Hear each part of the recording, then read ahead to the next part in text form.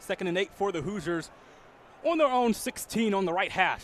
Lawton stays in to the right of Rourke. Rourke will step back to pass. Rourke pump fakes, moves toward his left, throws deep down the field where he has Elijah Surratt complete at the 47. Surratt with no one to beat. Surratt inside the 20. Surratt inside the 10 on the left side. And Elijah Surratt is in for an 84-yard IU touchdown. Brandon Angel moves toward the right corner. Now looking to post up against Luke Goody. His shot is rejected by Malik Renew. Renew has it, and here he goes to Anthony Leal. Leal finds Goody. Pump faking the 3, and now feeding Rice in the left corner. Rice will drive inside. Rice up and under move, feeds to Renew. Renew goes reverse and lays it through, and we've got a 2-point game. Here comes the pitch from Telfar, and it's sent deep down the right field line. If that is fair, it is gone, and it is fair. A 2-run shot from Braden Dowd takes the lead for USC. They've scored 10 runs unanswered and lead this game 13-12 in the top of the 9th inning. Indiana ball out of the break. They inbound to the right corner to Chloe Moore McNeil. Hoosiers trail by 5. To the right corner, Yarden Garzone bounce pass to Lily Meister, who flips in a 6-foot shot and gets Indiana within 3. 46-43 USC, 2:50 left to play in quarter number 3. Right baseline, Iria Finn has it. Charges through Meister, no call, gets it back into her hands and gets the nice 9-footer to fall. 2:35 left in the quarter. 48-43 advantage for USC. Moore McNeil has it, crossing the timeline for Indiana, defended by Kaylee Heckle. She flips it over to Bergesser. Straight away, it is Yarden Garzone. Garzone going left off the Meister screen, gets to the elbow. Up top, Meister's open for the 3, and she drills it. First made 3 this season by Lily Meister, gets IU within 2. Smith has it on the right side for USC. Up top, Iria Fan in some traffic, misses the shot, and it comes into the hands of Meister for IU. Quickly up ahead, right corner, Alexis Bergesser. Bergesser going straight at Watkins, weaving under the hoop to the right wing where Garzone pump fake, steps into a 3, and cannot knock it down. That would have given IU their first lead since the 2nd quarter. 100 seconds left in this 3rd quarter, and USC has the basketball with Kaylee Heckle on the right side. Heckle gets the handoff now coming back from Marshall into the left corner. Kennedy Smith, too strong on the 3-point attempt, and Bergesser comes away with it for Indiana. Chloe Moore McNeil quickly has it on the left wing, driving inside, feeding Lily Meister under the hoop. That got deflected by Rhea Marshall, but a foul is called, and Meister will head to the charity stripe. How about Lily Meister? You said it, her first 3-pointer of the year was 0 of 6 before that. You know, sometimes when you need an upset, shots like that are going to go down, and usually it's a good sign whenever a player who hasn't hit one on the year knocks one in a clutch game like this. And you know, give her credit. She had the confidence to take one even though she hadn't hit one all year, and now she has an opportunity to tie this game up, Z. Meister split a pair at the line in the first half. She's now up to 6 points today. And the first one, too much mustard on it from Meister off back iron and out. Well, if you're Indiana right here, you've got the momentum back on your side. You have to dig your heels in defensively now. Don't allow USC to take away the momentum you've been able to build up. Second foul shot dropped for Lily Meister. It's a 1-point USC lead, 48-47, with 1:15 left in the 3rd quarter. Kaylee Heckle to the right side with Iria Finn. Iria Finn finds Heckle back down the left corner with some space, but she misses everything on the tray, and Parrish comes away with it for Indiana. Here comes Chloe Moore McNeil sprinting into the front court. She brings it back out to Parrish up top. Parrish now drives right, pulls back, and they swing it back to Moore McNeil on the left corner. Moore McNeil drives, steps back, now she'll try a 3 and hit it! Indiana with their first lead since the first minute of the 2nd quarter. It's a 50-48 advantage. Watkins has it left side, and she gets it back, but it's deflected momentarily. Now Watkins controls, finds Kennedy Smith in the left corner. Smith goes up for the shot and called for an offensive foul, as Lily Meister stuck her body in front under the hoop and drew the foul on Kennedy Smith. Boy, oh boy. Listen to this crowd. How about that? Chloe Moore McNeil had airballed one earlier in the game, and that still has the confidence to knock it down. The crowd's back into it. Closing out the quarter the right way. Get a bucket, get a stop right here if you're Indiana. You're going to be sitting pretty heading into the break. 50-48 is the IU advantage. 31 seconds to play here in this third quarter. About a second separates the shot clocks and the game clock. Moore McNeil has it on the right wing for the Hoosiers.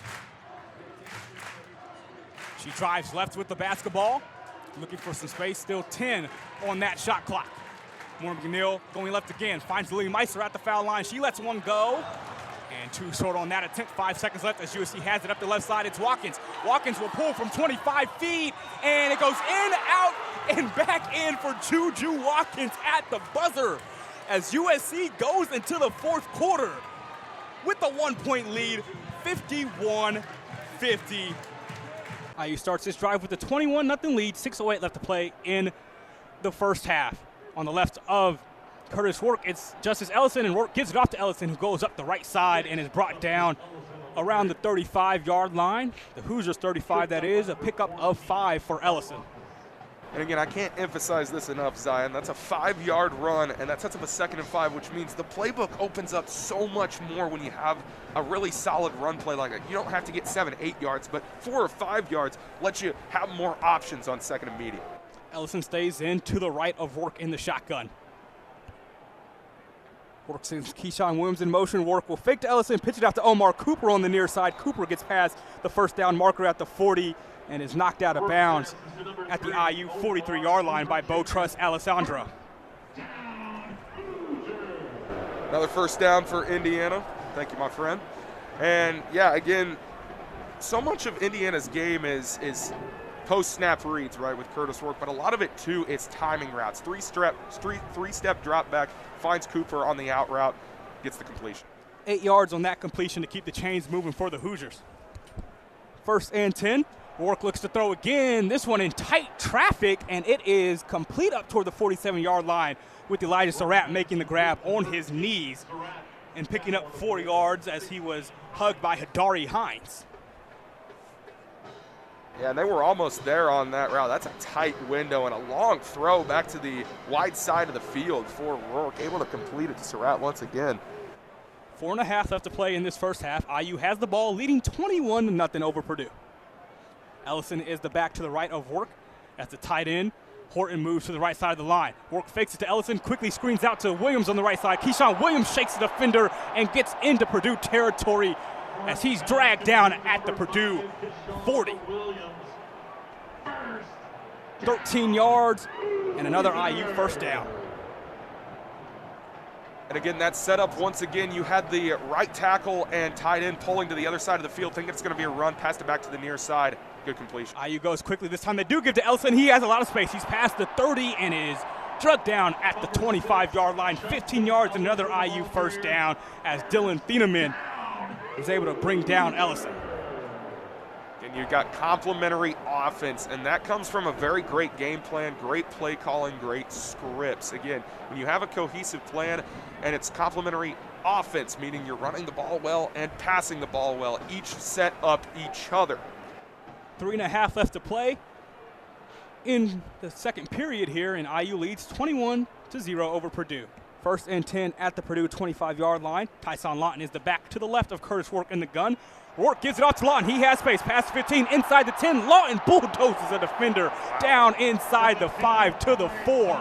A 21-yard gain, and he made Kendrick Breedlove pay for it at the end.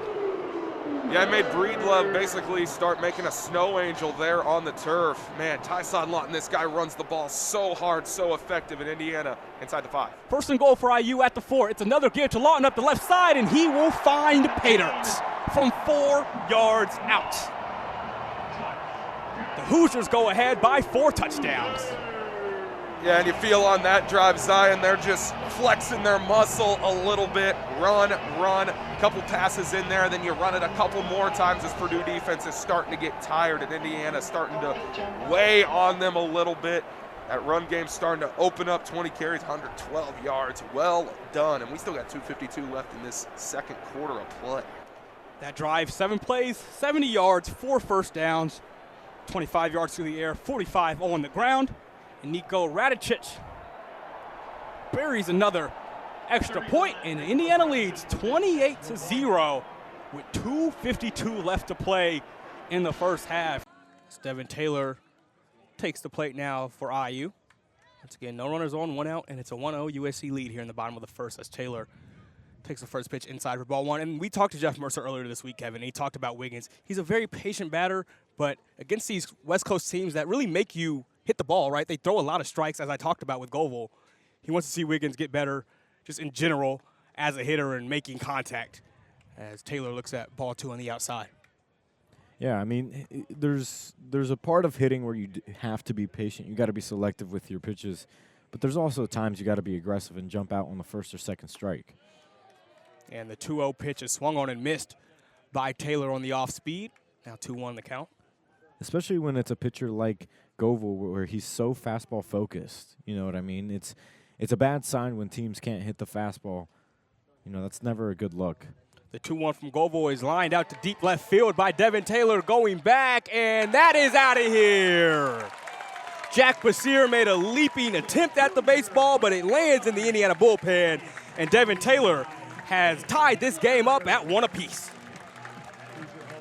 It's the opposite field power for Taylor that comes through once again. Only 330 down the left field line, but that went way further than 330. It's Devin Taylor, like we said, got a fastball, took it the other way, and went over the fence for another home run.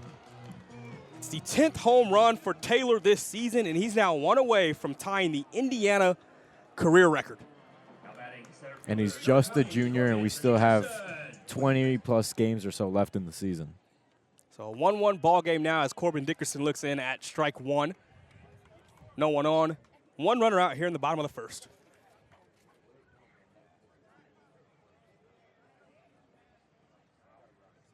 See how Govil responds on the mound as he gets Dickerson to foul this one way back, maybe out of the ballpark for strike 2, 0-2 now.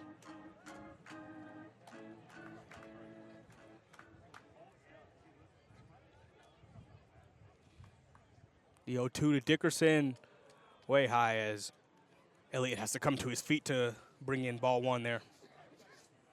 Dickerson was just 1 of 9 in the 2 games combined yesterday.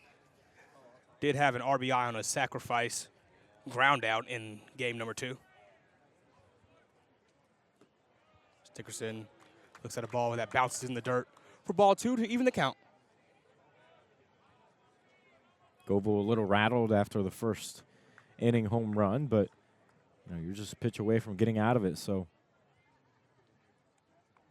here's the 2-2, and Dickerson drills this one into right center field. That'll take a couple of hops onto the wall as Dickerson is taking 2, and he will stand up and stop at second base for the double. Zion, we mentioned he doesn't give up a lot of extra base hits already. A double and a home run here in the first inning. But Indiana hitting him well right away to start off this game. And it's a tough task for a true freshman like Govil, asking him to consistently get out against this Indiana lineup. And Govil is somebody who wasn't necessarily a day 1 starter for this USC team. He's kind of worked his way into that role as of late. So for him, this is his 3rd start of the season, 3rd straight weekend. He started the last game. I was going to say Sunday, but we're here on a Saturday because of weather concerns for tomorrow. And so he's still developing into that role, but now it's in a tough task. Runner on second base, 1 out, and Jake Hanley looks in at ball 1 on the outside. Hanley was the best player on the field for Indiana yesterday. Was a triple shy from the cycle, game 2. In both games he was. He swings and misses at the 1-0 pitch. Is now a 1-1 count. 3 for 5 in both games for Hanley, as he hit a homer in both of those games as well. Once again, the Hoosiers lost game 1, 10-5, and won game 2, 13-6. The 1-1 from Govil is fouled away as Hanley just got the tip of his bat on that ball for strike 2. Hanley go ahead. 6 for 10 is not a bad day. That's all I was going to say. All, yeah. I mean, you're hitting 600 in a span of 24 hours. He's now over 400 with his batting average this season as he stays patient and looks in at ball 2 near the opposite batter's box. But Hanley, the large 6'6" freshman, who has come in and really taken a chokehold over that cleanup spot for Indiana. The 2-2 to Hanley is low and corralled behind the plate by Elliott, but it will be a full count. Goebel did a good job of throwing competitive pitches against Wiggins, and even Taylor. Look, Taylor got the best of him, but still, those were competitive pitches in both of those first 2 ABs. But now taking on Dickerson and Hanley, it hasn't been quite the same. The payoff from Goebel, outside again for ball 4. So Hanley's on first. Dickerson is on second with 1 out here in the bottom of the first. We're still tied up at 1.